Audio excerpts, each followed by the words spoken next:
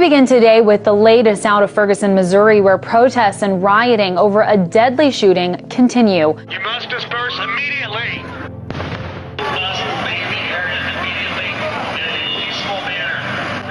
Police continue to clash with protesters coming out onto the streets in outrage over the death of 18-year-old Michael Brown. Right now, the air here is filled with tension.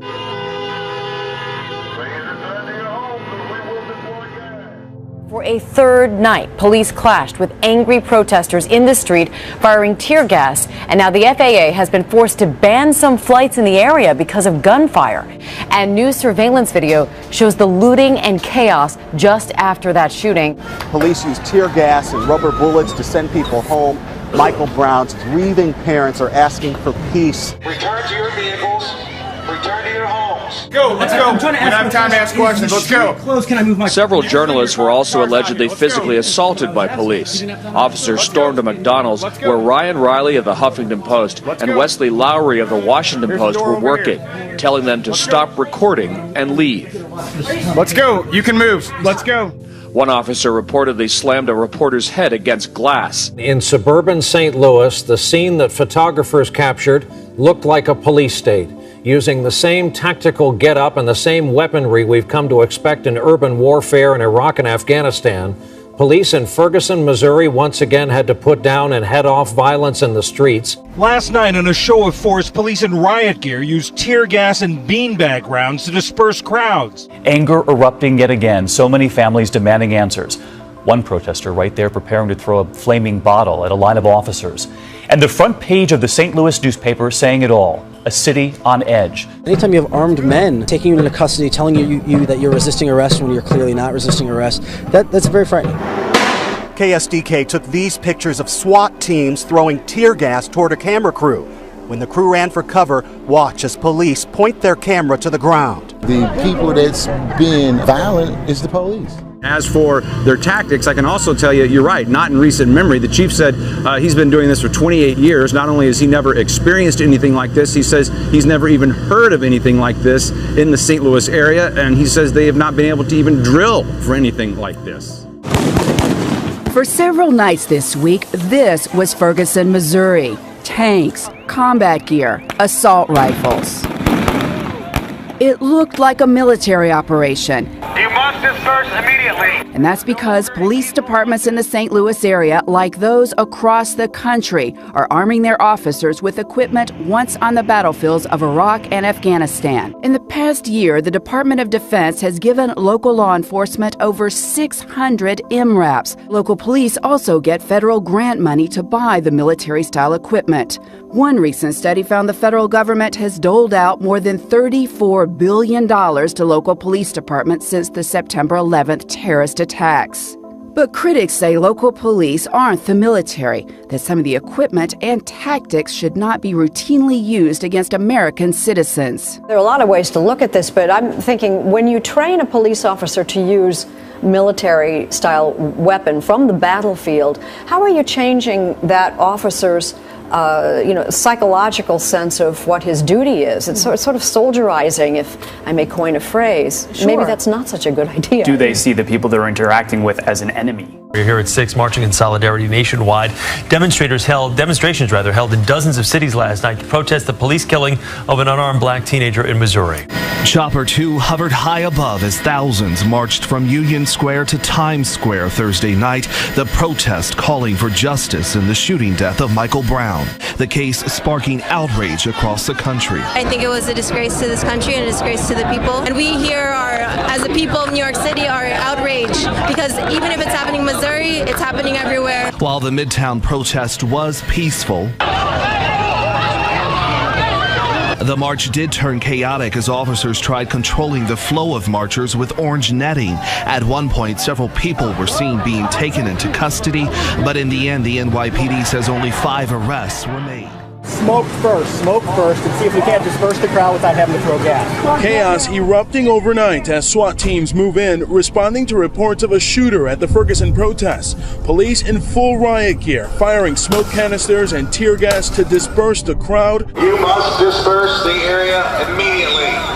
You are in violation of the state-imposed curfew. A scene out of the Middle East in Middle America. Police finally taking control of the area and planning to remain out in full force. We will still patrol the area. We'll have officers patrolling the area to make sure that our citizens are safe and our businesses remain healthy. Supposedly, we're the masters and they're the servants. But you know, in Ferguson, they're telling people to back off 25 feet, get in this zone. They're violating their free speech rights. You have a right to walk up to a civil servant and say, "Sir, why are you doing this? Why are you here?" They're pointing guns at people and chasing them away.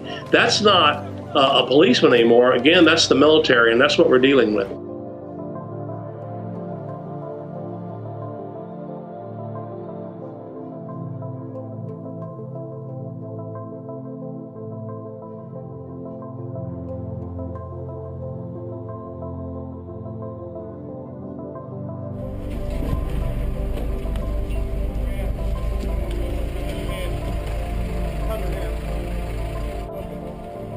I got it, Jeff. I'm gonna go to the left side.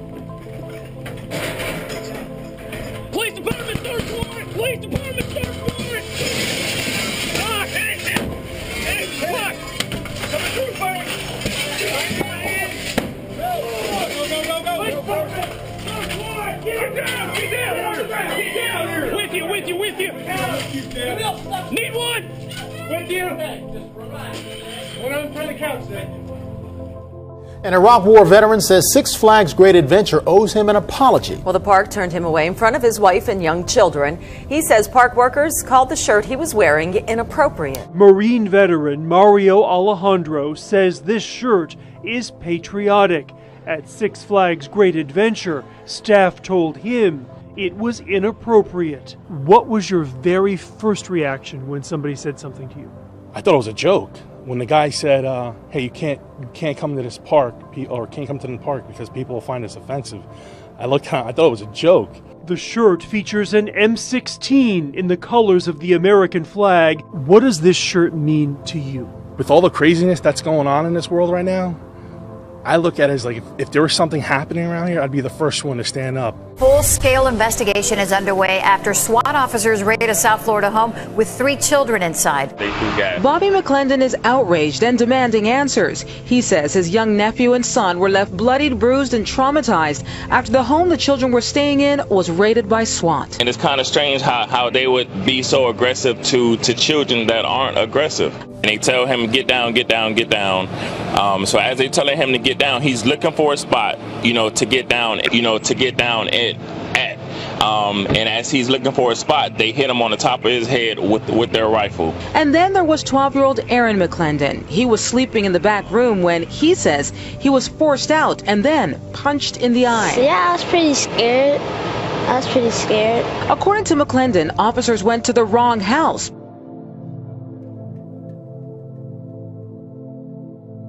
Social media trend hits Jacksonville and disturbs local families. It's called The Purge, and just like the movie, it promises 12 hours of anarchy. The heightened awareness comes after mob violence in March, starting when a group of teens walked up to Jean Henry and her family, her husband beaten and kicked in front of their young granddaughters. The violence continued downtown as security cameras rolled. Nothing like this has happened in decades. Ivan Brown has been working to keep local kids out of gangs for years, but this latest social media trend has him concerned.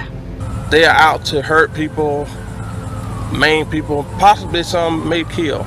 We did some digging and found threats of a purge have also circulated in other cities like Cleveland, St. Louis, and Pittsburgh, with no outbreaks of crime or violence related to the social media posts. Kids shooting at police now. So, no, they're not afraid of the police anymore. Brown says it's more than just a movie to them. It's a commitment to chaos. Just be aware of what's going on around you, because they're not playing. They are serious. U.S. Navy forced to pull Bibles from every room in its Navy lodges on its bases around the world, trying to eradicate any kind of religious text that references God or Christianity. So arguably, they could be in violation of the Establishment Clause because they're using the First Amendment. I see it as a sword, and that's exactly what the First Amendment was not designed to do. I mean, look, these Bibles were donated. Let them have the Bibles, but the military is under attack by the PC police under this administration. rejection. Let's face it, this isn't being pushed in anybody's face with a Bible in a hotel room or any room for that matter. Whenever you find a Bible, it's in a drawer, it's tucked away, it's not out and exposed and, in your face. And did you see the super moon last night? Yeah, it put on a spectacular show. The moon reached its closest point to Earth all year. NASA says it's also the biggest and brightest moon in 20 years, about 190 miles from us. Last night was one of those rare occasions when people all over the world got to share a sense of wonder and awe just by looking at the sky. A statue pointed the way in Warsaw. This shot came from the International Space Station. The best view in Mesa, Arizona was from a climbing tower. And our favorite in Washington, the moon embracing the Statue of Freedom atop the U.S. Capitol. Another big story this week was the supermoon. Oh, I love the supermoon. Oh my gosh. This picture is breathtaking. This is in Madrid, Spain, at the Four Towers, this collection of skyscrapers in Spain. And this happens when the moon is full and when it's closest to the Earth in its orbit. Last night we saw the most violent clashes thus far that have taken place here in Ferguson throughout these nights, where police in riot gear had used tear gas and rubber bullets. Tear gas was going off right next to journalists. Several crews were affected by this. We ourselves had a blast go off just steps from where we were standing. So really tonight it seems to have changed, even though it's extremely loud and people still continue to come out on the streets and intend to keep doing so.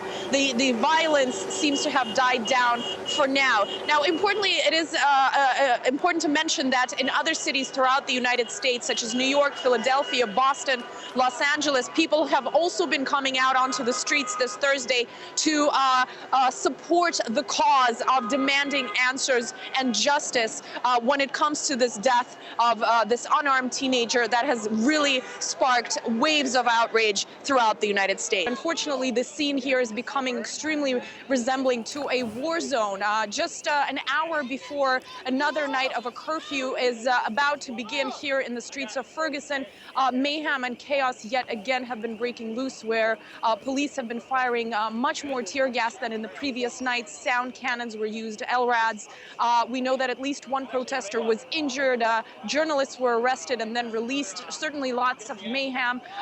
Tear gas was used when some families were still out with children out on the streets. People are questioning why this violence is taking place an hour before the mayhem. If you can see behind me, there's police in heavy military gear, and certainly they have not been hesitating to get quite violent with the protest. Of course, all of this comes after the killing of 18-year-old unarmed Michael Brown by a police officer. Now, it has to be said, just about an hour before right now, we were standing on a street corner between protesters and police were issuing threats to journalists saying, get out of the way, you're in the middle of a crossfire and we will shoot if you don't move. So certainly the situation is quite hectic. Several nights in a row, including today, journalists have been tear gassed and, just extreme mayhem unraveling on the streets. It remains unclear why this continues to be the approach of law enforcement here on the ground, where really all the protesters and locals in Ferguson, Missouri are demanding is justice and accountability